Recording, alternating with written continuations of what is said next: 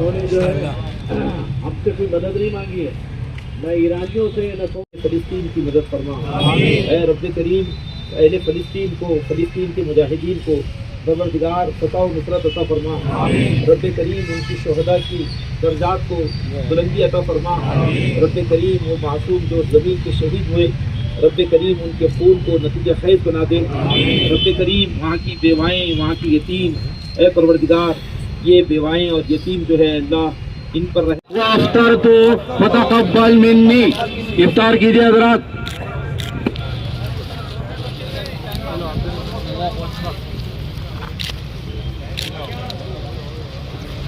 ہم موجود ہیں مہاراشٹر کے تاریخی شہر اورنگ آباد میں، جہاں پر تمام جماعتوں کی ایک متحدہ تنظیم مسلم نمائندہ کونسل کی طرف سے فلسطینی مسلمانوں پر کیے جا رہے ظلم و جبر کو ایک احساس کے ساتھ یہاں کے مسلمانوں کے ساتھ ایک عام افطار کا اہتمام کیا گیا، دعاؤں کا اہتمام کیا گیا۔ اس وقت ہمارے ساتھ موجود ہے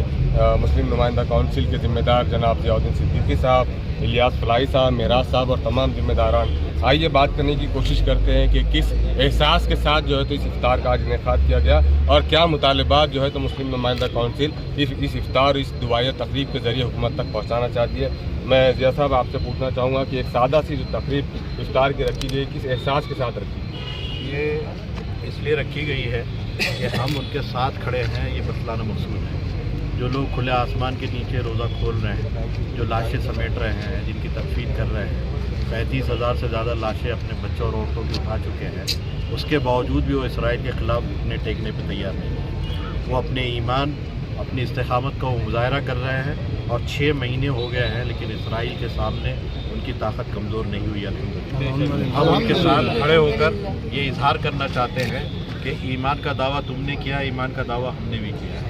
اس ایمان کے حوالے سے ہم اور آپ ایک ہی راہ کے راہی ہیں، اس لیے ہم آپ کے ساتھ کھڑے ہیں۔ بھارتی حکومت سے آپ کا کیا مطالبہ ہے؟ حکومت ان سے ہمارا مطالبہ ہے کہ جو فلسطین کی پالیسی ہے اس کے مطابق وہ عمل کرے اور حکومت اسرائیل پر دباؤ بنائے کہ وہ سیز فائر کرے اور غزہ سے اپنی فوجوں کو نکالے اور وہاں پر حماس کو بحال کرے اور مسجد اقصی اور فلسطین کو ایک آزاد ملک کی حیثیت سے دنیا کو تسلیم کرائے۔ یہ ہمارا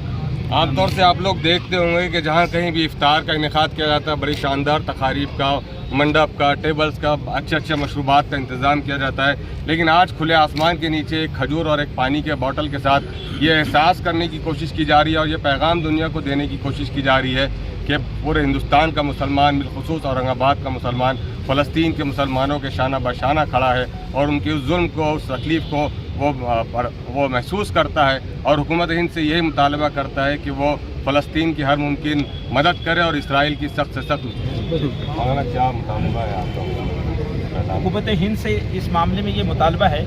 کہ جب بھارت آزاد ہوا تو انگریزوں کے ظلم و ستم کو بھارتیوں نے پوری شدت کے ساتھ محسوس کیا اور بھارت کی آزادی کا وقت اور فلسطین کے اوپر جو اسرائیل نے قبضہ کیا وہ سیم وقت تھا۔ اس لیے بھارت کے آزادی کے وقت کے جتنے مخلص رہنما تھے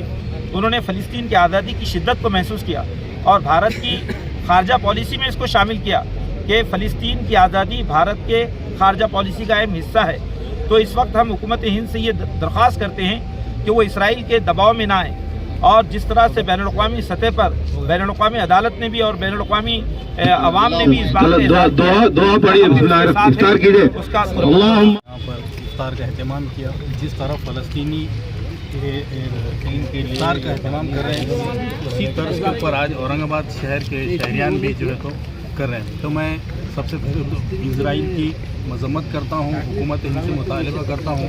کہ وہ اسرائیلیوں کے ظلم سے فلسطینیوں کو بچانے کے لیے جو بھی خارجہ پالیسی کے تحت کر سکتے ہیں تو ضرور